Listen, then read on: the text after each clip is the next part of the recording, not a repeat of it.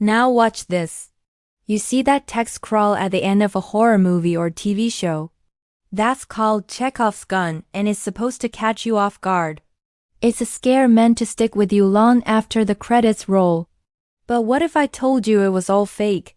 Every single one of them. And I could prove it by showing you their origins. Well, today's your lucky day because that's exactly what I'm going to do. Let's get into it. And I don't mean like a magic genie granting wishes. It's not gonna happen. There is no way. Oh, really? Then explain this. In September 2009, something weird started happening at a school in Wisconsin. Two sixth graders were sitting under a tree when they spotted a tall, thin man watching them.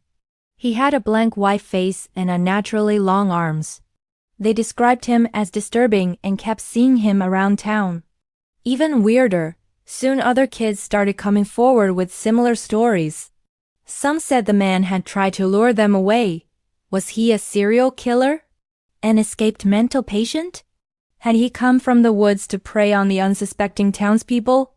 That's how the internet imagined it anyway. But here's the kicker. None of that was real. The story was made up entirely by two teenagers named Alex and Michael. At the time, they were avid fans of a paranormal forum called Something Awful. It was there they met Victor Serge, an established user who would become their collaborator. Together, they came up with a character that stood out from the usual ghosts and demons haunting the site. This guy didn't have a name. He had no backstory. He was just an unsettling presence whose very existence made you question reality. So they dropped him into a fictional small town, watched the speculation grow, and then started feeding it. They dropped hints, planted clues, wrote backstories. They turned the forum into a hive mind dedicated to solving a mystery that wasn't even real. It was an ARG, an alternate reality game, and it changed Creepypasta forever. In the early 2000s, Creepypasta was pretty simple, a place where amateur horror writers could share scary stories and maybe get some feedback. Most of them followed a basic formula, a killer clown, a haunted house, a mysterious hitchhiker, anything to make your skin crawl and stay away. For an example, look no further than Jeff the Killer, a psychopath with a disfigured face and a taste for blood. He first appeared on a forum in 2008 in a story written by a user named JC. The story itself wasn't that different from slashers of the past, but something about it resonated with readers. Maybe it was the brutal imagery, the sheer amount of blood, or maybe it was the meta aspect of it. Jeff the Killer wasn't just a monster, he was also a meme. Soon imitators popped up everywhere. Videos, images, fan art, even live action skits. In short, everything you could imagine. But the hype quickly died down. Jeff became less scary and more silly. And suddenly everyone was asking, was that it? Is that the best Creepypasta had to offer? Well, yes, it was for a while, but behind the scenes, things were changing. Creepypastas started incorporating elements of found footage. Why did that work? Because of how realistic it seemed. Instead of a perfect stranger narrating their experience, we saw the story unfold through blurry cameras, shaky images, audio recordings, and text logs. It made it feel more authentic and therefore scarier. Stories grew more intricate, following characters over weeks or months. The best example is probably Every Man Fears His End, an experimental creepypasta written in the style of a personal journal. It starts out slow, documenting the protagonist's everyday life until one day his wife mysteriously disappears. What follows is an agonizing descent into madness, punctuated by disturbing twists and unsettling discoveries. In the end, you can decide what actually happened, but you won't forget it anytime soon. But it wasn't just about longer, more detailed narratives. It was also about collaboration. Until the late 2010s, the internet's primary form of entertainment was mostly solo endeavors. Sure, there were plenty of YouTube channels, web series, and blogs, but for the most part, content was made and consumed alone. Creepypasta was changing that. By its very nature, Creepypasta encouraged participation. Comments became a place for sharing theories, making connections and debating details. Creepypasta Wiki, a crowdsourced repository of the best stories, became the focal point of it all. It provided an easy way to discover new stories and learn more about ones you already knew. It was a hub for anyone looking to immerse themselves in the world of creepypasta. In fact, it still is. So now you're probably thinking, wait a minute, this sounds like fun. A big community, cool stories, active discussions. What's not to love? Well, not everyone felt the same way.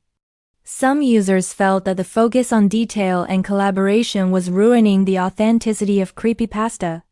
All those references, hidden clues, and elaborate timelines, they argued, made the stories too complicated and took away from the original intent. And that wasn't the only criticism. As creepypasta grew, so did its toxicity, harassment, doxing, trolls, impersonation. If you've ever seen a comment section under a popular YouTube video, you know what I'm talking about. It was getting so bad that many authors stopped using their real names for fear of being identified and harassed. So to combat that, the wiki introduced the idea of posting under a pseudonym. No one knew it at the time, but this would eventually lead to creepypasta's true evolution, one that took the genre to new heights and brought it to the attention of Hollywood. This was also around the time that video platforms started taking off. Users no longer had to rely on static images and text. They could make videos with music, sound effects, and even live action segments. Take Marble Hornets, for example. It was one of the earliest found footage creepypasta. The basic premise was simple.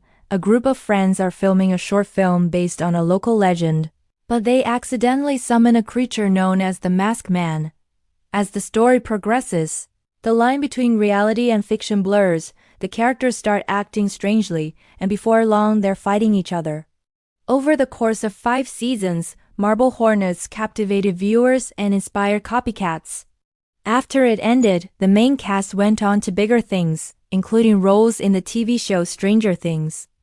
Another example is Local 58 TV. The project began as a creepypasta, but eventually evolved into a full-blown ARG with interactive websites, secret messages, and hidden videos. It was so immersive that people spent hundreds of hours trying to uncover every last detail. In short, creepypasta became an incubator for new horror creators, giving them a platform to experiment and build a fanbase. Many of these early projects may have been rough around the edges, but they laid the groundwork for what was to come. As for creepypasta itself, it continued to thrive in unexpected ways. In 2014, a game called Slender, the 8 pages combined elements of survival horror and environmental storytelling to create a terrifying experience. Players explored a dark forest, searching for pages scattered across the ground. The catch, you had to watch your flashlight and keep the creature behind you. It was one of the biggest indie hits of all time. In 2017, it was followed up by a sequel that was even more ambitious. This time players had to navigate an entire town, solve puzzles, and uncover the truth behind the town's sinister history. Of course, not every adaptation was a masterpiece. The 2018 film Slender Man was a critical and commercial failure. It was so bad, in fact, that it effectively killed the studio that made it. But in spite of that, creepypasta continued to grow and adapt. In recent years, many modern creepypastas lean into psychological depth, cosmic horror, and meta-commentary. Writers explore themes of isolation, insanity, and the search for meaning. They use unreliable narrators, dream logic, and nonlinear storytelling. And instead of jump scares, they rely on atmosphere and dread. Basically think Lovecraft meets David Lynch. Creepypasta also found a new life on social media. TikTok, in particular, became a breeding ground for micro-narratives. These are short stories designed to be consumed in a single sitting. They often follow a basic 3-act structure, but they're fast-paced and to the point. For example, here's one of my favorites. It's about a woman who finds a creepypasta on her floor that warns her of a plane crash, which turns out to be true. But she keeps finding new and increasingly specific pastas on her floor. And it makes you wonder, Are these pastas coming from the future, or is she somehow creating them herself? The future of creepypasta will continue to change and evolve. One thing is for sure though. No matter how technology changes, no matter how our tastes evolve, humans will always crave fear. And creepypasta will be there to deliver. Thanks for watching. Now go check out this video.